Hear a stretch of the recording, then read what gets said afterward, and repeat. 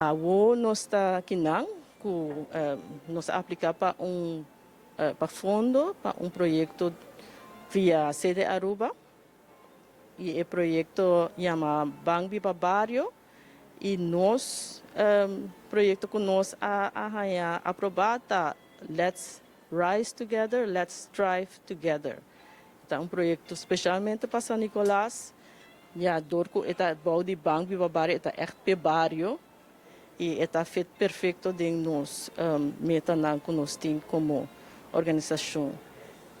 E Let's Strive Together, Let's Rise Together, Let's Strive Together tá projeto que está consiste de 3 pilares.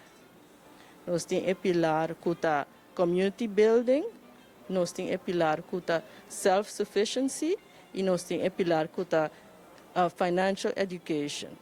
E parte financial education nós temos para lançar youth entrepreneurship series, tá com série de workshop para Hobenang de San Nicolás.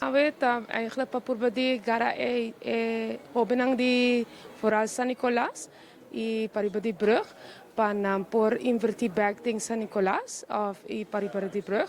Pasora no sari para ku si babai wak rond ding comunidade paribadi brug vooral San Nicolás. Nós waku hopi biaha hendena no sak precies kiko na mestahasi en nos kerpa e Hobenang. Também saco não tinha chance para por crescer e evolve, não tinha inahaya e hermet nang aqui nana e dor ku eta bambi barrio projeto nos quer fazer dor de oferecer e programa nang grátis e essa que significa que não trabalha 2 sessões para luna, teco luna de março.